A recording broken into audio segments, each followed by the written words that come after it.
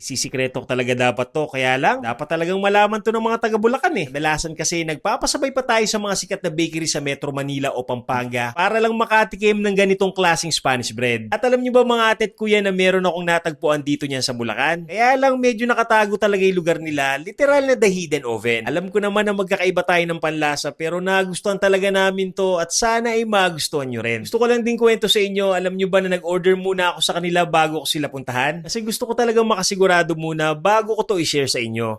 Ayun mga tit ko, nandito tayo sa Galas, Pulong Gubat, Balagtas, Bulacan. Meron tayong susubukang nakatagong bake shop dito. Dito lang yan, sa The Hidden Oven, isa silang artisan bakery na nasa gitna ng bukid. Tara, samahan niyo ako. Yun. Tara, pasok tayo. Itong nakikita niyo mga atit kuya ay isang farm and rest house nila. And nandito rin yung kanilang bake shop. Ang haba pala. Ito yung bake shop niya, sir. No? Ito po yung Okay, ito pala. Ito yung komisari nila mga... Ito yung komisari nila mga atit kuya. Tara, samahan niyo ako. Hello po. pasok po. Yan po, si Master Baker namin. Ay, sir. Si... Video ko kayo. Ay mga atit ko, nandito tayo sa kitchen ng The Hidden Oven. Kanina yung nakita natin, 30 minutes siyang ni-rest. Proofing ang tawag nila doon para paalasahin yung mga tinapay. Ngayon naman, isasalang na ni chef yung mga tinapay, mga Spanish bread sa oven for 10 to 12 minutes. Game.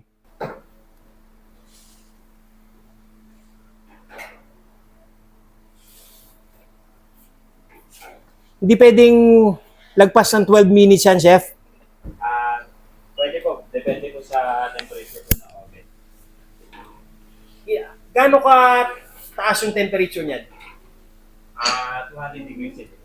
200 degrees Celsius for 12 minutes, no? Apo, 10 to 12 minutes po. Pagka sumobra po sa 12 minutes, ano mangyayari? Masusunog na po siya. Masusunog na yung tinapay natin. Yung mga available din sa kanilang mga ibang breads pero made to order to. Pero nakafocus talaga sila sa Spanish bread, Spanish bread, ube at itong kanilang pinakabagong cheesy cheese balls. Available din sa kanilang ube na nasa bote at ayun nga naabutan ko pa yung reaction nung bumili ng ube. Tingnan mo, buksan mo, hindi ko tuloy mabuksan. Pag maganda ang pila, gusto mo itry. Eh ngayon kung masarap, ayokong umalis na hindi ko natitikman. Bibili ko madami. Yes, pasalubong. Diba? Ang sarap!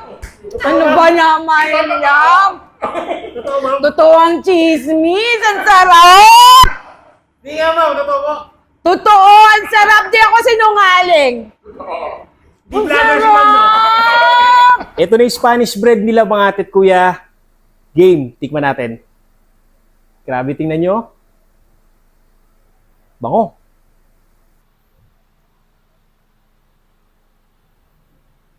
Wow. Wow, grabe.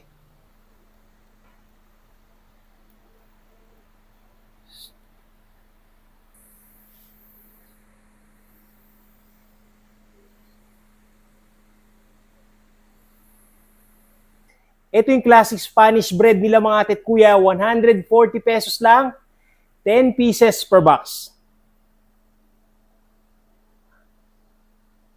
Grabe. Grabe oh. Kainin ko na. Grabe, ang sarap. Seryoso. Kung naghahanap kayo ng quality Spanish bread dito sa Bulacan, mga ate at kuya, ilalaban ko to, promise. Sarap. Ito naman yung ube Spanish bread nila mga ate at kuya, 180 pesos per box, 10 pieces na yon.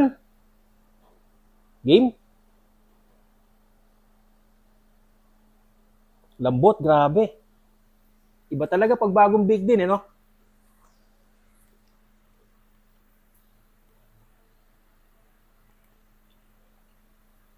Sarap ng ube.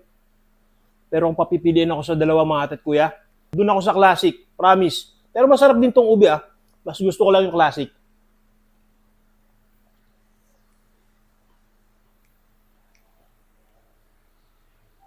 Masarap din.